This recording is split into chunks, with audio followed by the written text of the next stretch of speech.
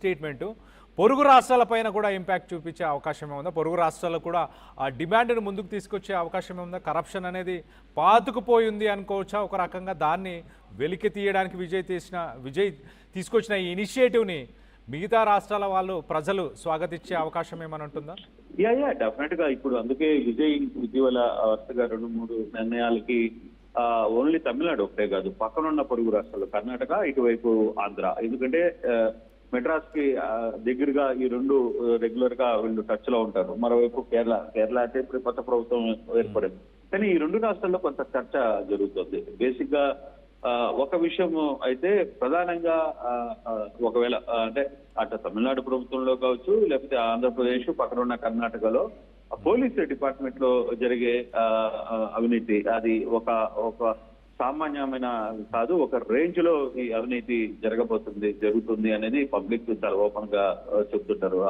అసలు ఈ డిపార్ట్మెంట్ వ్యవహార శైలి చూస్తేనే అందులో పోలీసు, ఒకటి రెవెన్యూ, ఈ రెండు శాఖలు, తర్వాత ఎక్సైజ్, ఇట్లాంటి శాఖలు చేస్తున్న అవినీతి పెద్ద ఎత్తున ఉంటుంది. కానీ ఈ అవినీతిని అరికట్టాలనుకుంటే ఖచ్చితంగా ఎక్కడో ఒక దగ్గర పబ్లిక్ కి సపోర్ట్ చేయాలి, పబ్లిక్ వ్యవహారం మీద ముందుకు రావాల్సిన అవసరం ఉంది. సో దట్స్ వై ఇక ఇటువంటి కానీ నిజంగానే తమిళనాడులో కానీ సక్సెస్ అయితే మాత్రం పొరుగున్న రాష్ట్రాల్లో కూడా ఈ ఇంపాక్ట్ ఖచ్చితంగా కనపడబోతుంది. ఇంకా ప్రజలు చైతన్యమయ్యే పరిస్థితులు ఇప్పటికే చాలా మంది పబ్లిక్ అధికారులు చేస్తున్న నిర్లక్ష్యాలు, అధికారులు వ్యవహరిస్తున్న దాని మీద సోషల్ మీడియా ద్వారా తమ గొంతును వెలబెట్టే ప్రయత్నం చేస్తున్నారు. అయినప్పటికీ కొంత ఇంకా అది కొంత పూర్తి స్థాయిలో రాలా. కానీ ఇటువంటి సంఘటనలు ఇప్పుడు విజయ్ తీసుకున్న నిర్ణయాలు లాంటివి వల్ల కొంత పబ్లిక్ లో అవేర్నెస్ పెరిగే పరిస్థితి అయితే ఉంది. పబ్లిక్ నలది దానికి కూడా చాలా క్లియర్ గా అసలు ఏం జరుగుతుంది, ఎందుకు డబ్బులు ఇవ్వాలి, ఎందుకు లంచం ఇవ్వాలి అనే పరిస్థితి దాని మీద కూడా కొంత క్లియర్ గా వీళ్ళు ఫైట్ చేసే ప్రయత్నం. డెఫినెట్ గా ఈ రెండు అంటే పొరుగునున్న రాష్ట్రాలు కూడా ఈ ఇంపాక్ట్ కానీ సక్సెస్ అయితే కొంత మెరుగైన ఫలితాలు వస్తాయనేది కనపడుతుంది. కళ్యాణ్ రైట్. కృష్ణమోహన్, ప్రమాణ స్వీకారం చేసిన రోజు విజయ్ మరొక స్టేట్మెంట్ కూడా ఇచ్చాడు. ఎవరైనా లైన్ క్రాస్ చేస్తే, అంటే ఎవరైనా ఒకవేళ అవినీతికి పాల్పడినా, అలాంటి పనులు ఏమైనా చేసినా వాళ్ళందరి మీద కఠినమైన చర్యలు తీసుకుంటానంటూ ఆ పర్సన్ ఎవరైనా అయి ఉండొచ్చు అని కూడా ఆయన మాట్లాడారు. అంటే ఇటు ఎమ్మెల్యేలని, మినిస్టర్స్ని, వీళ్ళందరినీ ఉద్దేశించారు. ఆ రోజే ఒక రకంగా హింట్ ఇచ్చారా, అవినీతి పైన ఉక్కుపాదాన్ని మోపబోతున్నాను నేను అన్న ఉద్దేశంతోనే ఆ మాటలు మాట్లాడారా?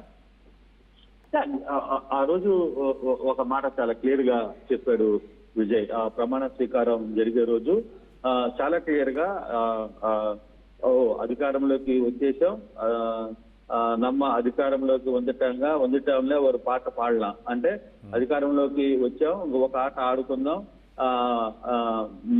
మనం ఎట్లా కావాలనుకుంటే అట్లా చేద్దామని ఒక ఆలోచన కానీ ఉంటే మీరు ఈ క్షణమే, ఈ రోజు నుంచే అది నేనైనా, నా పక్కనున్న మనుషులైనా, నాతో పాటు ఉన్న టీం అయినా, అంటే తన మంత్రివర్గం అయినా, నేనైనా, చివరికి నేనైనా సరే, ఈ ఆలోచన కానీ ఉంటే దాన్ని వెంటనే ఇప్పుడే ఈ క్షణమే దాన్ని రూల్ ఆఫ్ చేయండి.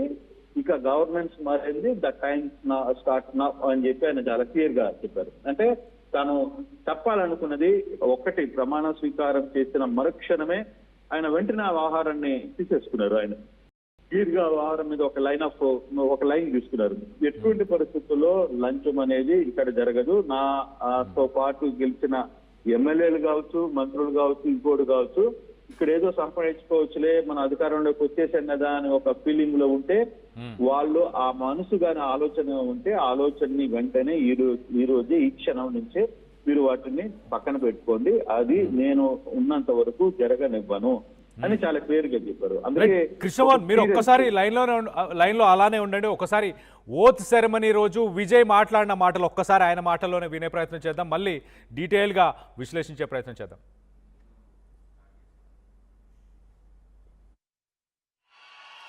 பெண்கள் பாதுகாப்பு ரொம்ப ஸ்ட்ரிக்டா வச்சிருப்பேன்.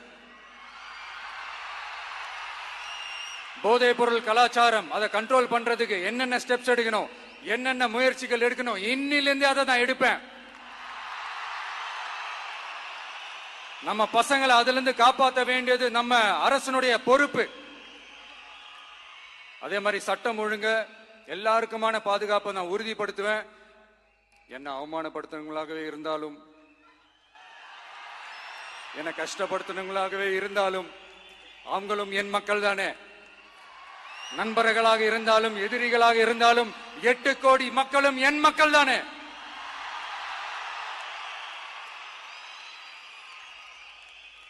அது மாதிரி இந்த அடிப்படை விஷயம், கல்வி, ரேஷன், மருத்துவம், குடிநீர், சாலை வசதி, பஸ் வசதி, இந்த மாதிரி விஷயங்கள்ல தான் என்னுடைய முதல் கவனம் செலுத்தணும்னு எனக்கு தோணுது.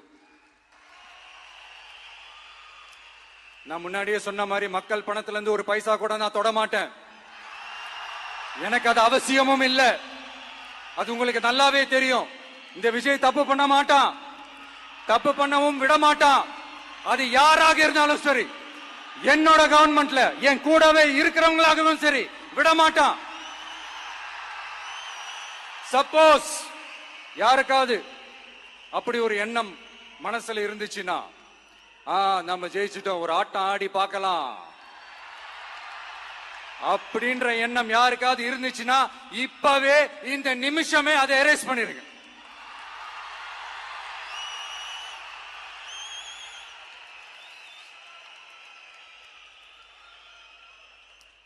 இங்க ஒரே சென்டர் தான், என் தலைமையில் உண்டான சென்டர்.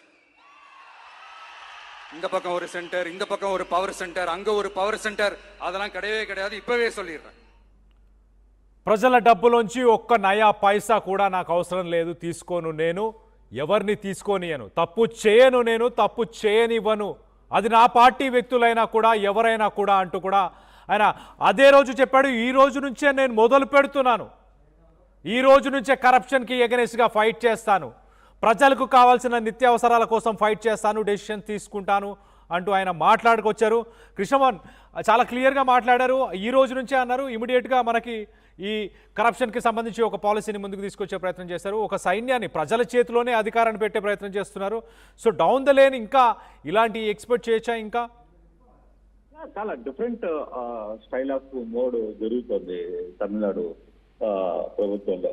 ఒక్కొక్క దగ్గర ఒక్కొక్క స్టైల్ ఆఫ్ ఫంక్షన్ జరుగుతుంది. ఇటీవల జరిగిన ఆన్లైన్ లో బదిలీల్లో కూడా ఎంత స్పష్టత ఉందంటే, చాలా ఆన్లైన్ లో చాలా క్లియర్ గా జరుగుతున్న అధికారుల బదిలీలు కూడా ఆయన చూపించే ప్రయత్నం చేశారు. కేవలం ఇప్పుడు లంచం గురించే కాదు, సస్పెన్షన్ చేసిన అధికారులు, అవినీతికి ఇటీవల కాలంలో కొన్ని వ్యవహారాల్లో గతంలో వచ్చిన కొన్ని కంప్లైంట్స్ ని బేస్ చేసుకుని ఒక 4-5 మంది కీలకమైన వ్యక్తులను కూడా ఆయన సస్పెన్షన్ చేసిన పరిస్థితి ఉంది. మరోవైపు కొంతమంది అధికారులు, చాలా సీనియారిటీ ఉన్న అధికారులు, ఢిల్లీ స్థాయిలో గతంలో ప్రభుత్వాలలో పని చేయలేక ఇక మేము ఇక్కడ ఉండడం వేస్ట్ అనుకుంటూ వెళ్ళిపోయిన దాంట్లో ఇటీవల కొంతమంది అధికారులను కూడా, సిద్దిక్ లాంటి ఐఏఎస్ అధికారులను కూడా ఆయన ఇమీడియట్ గా బ్యాక్ తెప్పించారు.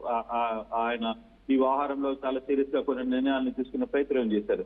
ఎక్కడ కూడా సిన్సియర్ గా పనిచేసే అధికారులు లేదు, కొంత గట్టిగా పనితనంలో గట్టిగా ఉండే వ్యవహారంలో ఉండే అధికారులు, వీళ్ళందరినీ కూడా ఇక్కడి నుంచి అంతకుముందు ఇతర ప్రాంతాలకు వెళ్ళిపోయారు. మేము ఈ ప్రభుత్వాల్లో మన వల్ల కాదులే, పని చేసుకోలేము అని చెప్పి ఢిల్లీకి, అట్లా కొంతమంది బాంబేకి వెళ్ళిపోయిన పరిస్థితి. వాళ్ళందరినీ కూడా వెనక్కి తెచ్చే ప్రయత్నం చేశారు. ఈ నేపథ్యంలోనే ఆల్మోస్ట్ ఆల్ ఇప్పుడు మనకు కనబడుతున్న